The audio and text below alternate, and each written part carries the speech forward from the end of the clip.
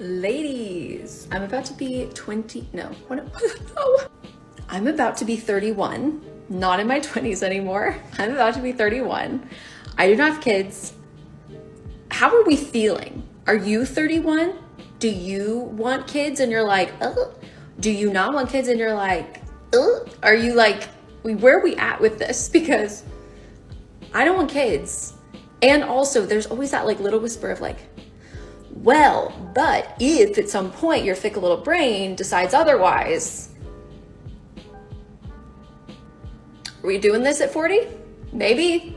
That's a stupid question. All right, so let me get this straight. You're 31, but you look like you're 43. You wasted away your 20s and you're acting like you're 10, and you don't even know how you feel about your own biological nature when it comes to having kids, and you have to ask other modern life failures about how you personally feel about this? Well, I got me a case of the good news / bad news for you there, sister. The good news? Yeah, you're not gonna need to worry about the whole kids thing because it's not in the cards for you. You got the intelligence of your typical toddler if you think having kids at 40 is somehow going to be a possibility. So I'm gonna say relax. Just break open another box of wine and savor the warm embrace of the blinding blue light of your television set as you binge watch yet another reality romantic true crime saga. Because let's face it, sister, that's the only warmth you're ever gonna feel for the rest of your life. That's funny because it's so true. I hope to one day be able to tell my kids that I will, one, help pay their rent if they choose to live alone in their 20s, and B, I will pay for their wedding if they wait to get married till they're 30. I don't know if that sounds insane, but those two things are a new life goal of mine because I think they're so important to developing as an individual, and I think it's a privilege our generation gets to do. Does that sound insane? Man, that's just mean. That's mean, man. Hey woman, it's kind of sad that I, a random schmuck on the internet, has to tell you this, but you financially holding your children hostage just to justify your incredibly dim-witted political beliefs is just an incredibly mean-spirited thing to do. I mean, what if your kids end up meeting a really special individual and they want to get married and start a family in their 20s? I mean, what's wrong with that? Are you just gonna cut them off and scold them for making their own choices as adults unless they sabotage themselves just to please you? I mean, that's kind of messed up, but I wouldn't expect anything less from someone who's as selfish and unloving as you. Not like it matters or anything. There's no chance you're even gonna have kids to make your financial mistreatment a reality anyway. So how's that for a silver lining on the dookie colored rainbow? Good philosophy. See good and bad, I like. This might sound harsh to some, but I don't care. You need to hear it. If you're with a man and you're young, okay, well, even if you're old, whatever. If you have no kids, no house, no marriage, no things tying you together where you really need to figure that out. In some situations, if you're married, figure it out. You made that commitment, figure it out. If you're not and you're dating and you can't stop fighting and you have a little feeling in the back of your mind, in your stomach, in your chest where you're like, this isn't, do not waste your time and keep trying to make it work. Do not contort into all these different positions and put yourself into all these little boxes to avoid a fight. Pick a new one. That's my advice. Pick a new one. That's always my advice. Okay? You're young. The world is your oyster. If you can't stop fighting with that man, pick a new one. Even if they're a good person, doesn't mean you're compatible. If you can't see eye to eye, kick them to the curb. Pick a new one. Not hard. Great plan. Thank you. He likes your plan, Chief. Well, you're forgetting yourself there, darling. You don't get to pick anything that doesn't involve 5 minutes in the back of Chad's moderately priced German luxury automobile. It's the men who pick you, and you get to choose whether or not to accept, and that power is severely limited. Now, if you're in a relationship with a guy and you're constantly starting fights, then we need to ask ourselves, who's starting these fights exactly? And why are these fights happening all the time? The types of men you crave aren't exactly into drama. They want peace above all else, and they're not going to get that if they're just getting with a woman whose only value is low-effort poontang. So picking a new dude isn't going to solve anything anyway. Most of the normal folk were raised with the belief that it's not a wise idea to be meddling in the affairs of other people. It's really none of our business, and our word counts for nothing nothing. So just because you put a ring on every finger, it doesn't hide the fact that you're clearly not married and you don't know anything about how relationships work. And so you have no business giving out this advice, woman. So you should probably go back to that one thing you're actually good for. Nothing! Absolutely nothing! Stupid! You're so stupid! Come with me to do something that I'm so mad about. Selling my engagement ring that I only got to wear for 3 months, that I custom designed. I was like, I want this from that ring and this from that ring and that, and I want it to look like this, and I had to like kind of sketch it up myself. And then it was like thrown back in my face. No, I'm actually terrified because I'm scared I'm gonna cry in there. I cried so much last night, like thinking about me doing this today. I'm mad. Ugh. Yeah, I know. Ugh. You guys, I'm dead. I am shocked. They literally offered me $450. It's new. It's 3 carats plus the side diamonds. $450. I was like, oh, okay. When I read the reviews, everyone was like, they gave me the best deal.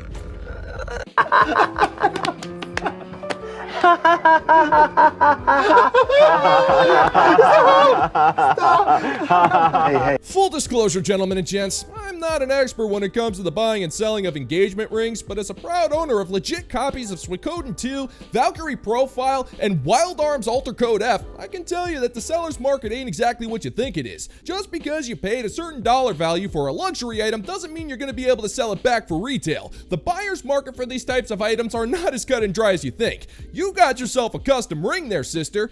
Custom, which means it was designed to meet your specific taste and fitted for your ring finger. Now, there are people out there who'd be willing to pay top dollar for a secondhand ring that was designed for someone else. I don't know, maybe, but that's not exactly how the market works, darling. And if those dudes are offering you $450, that is literally the best they can offer you while still making a profit. And you should be lucky they're even offering you that much. Okay, I'm gonna try a pawn shop because I just barely went to like a jewelry buy and sell shop. And maybe the pawn shop will wanna buy it for more. Okay, I just went in there and the guy was like, is this a moissanite? I was like, no, it's lab. And he goes, okay, it's kind of tricky because those aren't really sought after. I'm like, yeah, it's not a natural mined diamond. Like, I don't really know anybody that has one of those these days. Anyway, I have to come back in 30 minutes because I guess his dad, who is the owner, is at lunch right now, and he was like, he'll be able to give you a better deal, but I don't know if you'll be able to get what you want for it. So I told him I want like $2,500. And he goes, okay, we'll see. I'm like, ugh. Come with me to do something that I'm so... Your intellect is as weak as your dollar. Failure is your destiny. You disrespect yourself and your nation. You are made of stupid. Yeah, I know, woman. You watch Pawn Stars. We've all been in the laundromats that play Pawn Stars. Now, just because you watched a scripted reality show where a bunch of dudes paid $2,000 for an old book written by Benjamin Franklin doesn't mean you're going to get top dollar for a gaudy piece of jewelry. You can't go to a random pawn shop and assume they're going to be dumber with their money than the jewelers who actually have connections to the precious gems and metal industry. That's just not how it works. But that's what you get for forcing your former fiance to buy you a crappy ring with gems that were grown in a lab. You pretty much forced him to pay an arm and a leg for a ring that is so crappy that no one else wants it. And those dudes offered you a price that was more than fair considering that they're taking on an obscene amount of risk for a ring that is so god-awful that it's only liked by you and maybe a handful of people who actually pay attention to the garbage content you post on TikTok but could never afford in real life. So I'll tell you what, woman, I'm willing to offer you 4 intergalactic space pennies to take that thing off your hands. And I'd suggest you take it, sister. It's far more than you deserve. So you can see that is, I mean, I'm no economist, but that is a load of dough. It's okay that men need to unlearn patriarchy, but it's not okay to place that expectation on women. So when I met my husband, it was 2016. And if you can recall, 2016 was a really interesting time politically, right? This was the time of that first threat of Trump's presidency. And we were like, is it really gonna happen? And that is the time, because Trump announced his candidacy in like June 2015 or something. And my husband had been single for about 2 years by the time I met him, September 2016. So prior to that, he had really learned a lot about social systems, and that was all on his own doing. So this is where I'm pointing out that he unlearned patriarchy. He was never like a misogynist. He deeply respects his mother. But even then, like, we all have parts of patriarchy to unlearn, and we all have parts of feminism, true feminism, to learn. And he did that all on his own. And this is what's important for women to understand, is that yes, it's okay for men to need to learn these things, because we ourselves needed to learn these things. And you never want to demonize doing better. Nope. That would be a waste of time. Hold the phone there, Chatty Cathy. You mean to tell me that we have to unlearn all of these evil concepts of patriarchy, systemic systems, and the fact that Orange Man is worse than prison orange drink, and the concepts are so easy to unlearn that we have to do it ourselves? But at the same time, you can't cite any examples of any of these problems. Well, that's an awfully convenient racket if I do say so myself. You can't cite a single example of the things that you're talking about. That's why you're allowed to keep all of these concepts ambiguous. That way, it allows you to be an unpleasant control freak while blaming the man who swore his life to you for not doing enough to please you. I mean, there is no point in pleasing a foul creature who refuses to be pleased. And this whole educate yourself is just a lazy ass cop-out so you can be lazy while also making your husband as miserable as you are. He needs to educate himself because you're so woefully uneducated, but you make up for that with your rampant entitlement and piss poor attitude. So allow me to educate you on something, sister. You have never known oppression a single day in your life, so stop acting like it. School's out, sister. You get an F- for effort. No one makes friends with a failure. Okay? Do you understand? A lot of high-value women attract in F-boys without even meaning to. And it all comes down to one simple reason. High-value women are a specific type of woman who knows her worth, is very confident, very self-assured. These are the kind of women that walk into a room and light it up. All eyes go to her. And these qualities that make a woman shine are exactly what attracts F-boys to them. Because F-boys are seeking validation. They have very fragile egos. And women like this who light up a room, they feed that man's ego. Now he's going to pursue her shark to blood. And a lot of times that involves love bombing. What? Hang on, I'm kind of confused here. How is it that these stunning, awesome, confident, intelligent, and far sweeter than a candy factory women are so amazing that they can light up a room, but they instantly go after the F-boys? I mean, it's awfully interesting how these mentally broken bookworms are magically able to instantly attract every single Tom and Harry dick in a room. You'd think with all of that college-educated, home-owning intelligence that they'd be able to see right through those losers and only go after the good men. But these tit-wielding Einsteins are so stupid that they keep going after the F-boys with their fragile egos and endless love bombing tactics. I mean, which one is it? You can't claim to be the second coming of baby-making Christ while also going after the F-boys. And you can't project your insecurities onto these guys who know every single move they need to make in order to play with your musty swamp bucket of salty horrors. It's not their fault that they're smooth and you're easy. F-boys see a woman who loves herself, who's self-assured, as validating. That is why, as a high-value woman, you have to constantly be putting men through tests to prove himself. Is he a high-value man, or is he an F-boy pretending to be one? They lurk in plain sight, you guys. One key difference here, when you micro-reject a high-value man, he's not going to be shaken because he has that grounding presence of knowing who he truly is. An F-boy, however, his ego is very fragile. So when you micro-reject him, he's going to go into a fit, like an adult tantrum. And that is a key way of how to know. Jane, you ignorant slut.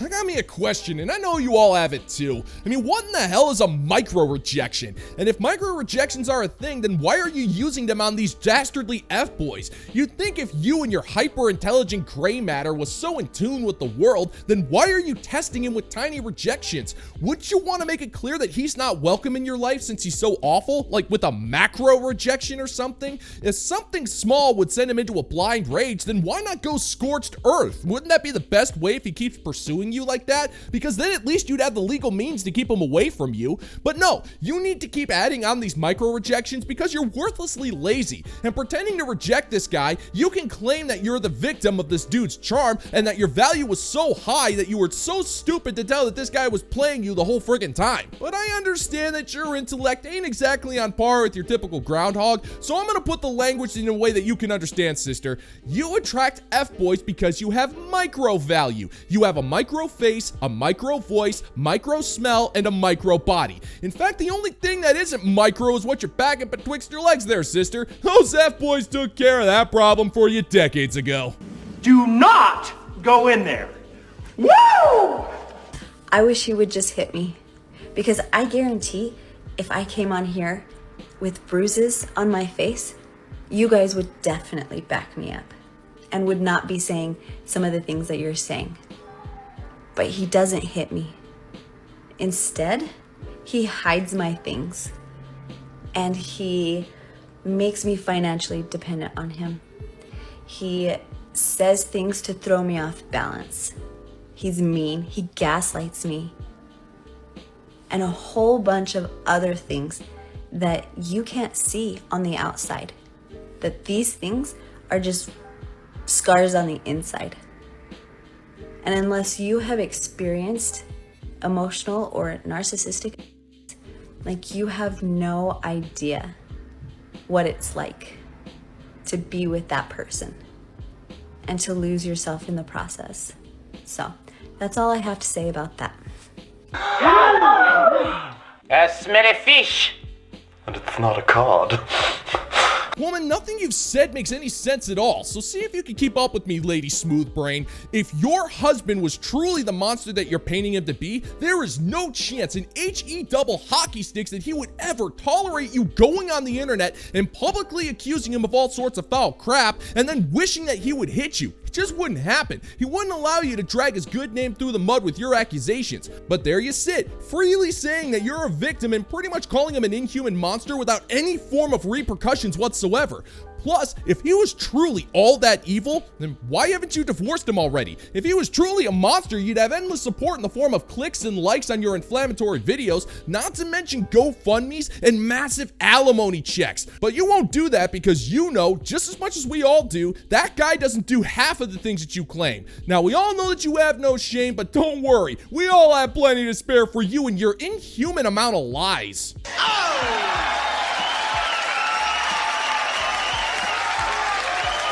And thanks to the fine members of the Bounty Board over on Patreon for your support of the channel. And let me tell you something about these guys. If you ever need a warm light emitting lamp, then you need not look any further than these guys right here. Because bright white LEDs, yeah, you're never gonna find them with these guys. All hail! If you're interested in supporting the channel, check out the Bounty Board over on Patreon, where $5 a month gets you access to exclusive content you're not going to find on YouTube. Links in the pinned comment down below if you want to check it out. And that's going to do it for today's video, gentlemen and gents. And as always, if you find that my particular brand of comedy is bringing you to the brink of laughter, then why don't you scroll on down and click that like and subscribe button, ring the notification bell, leave a couple of comments, and be sure to share this video so we can give the good old-fashioned middle finger to the YouTube algorithm. Thank you once again for checking out the new video, gentlemen and gents, and until next time, peace out, homies.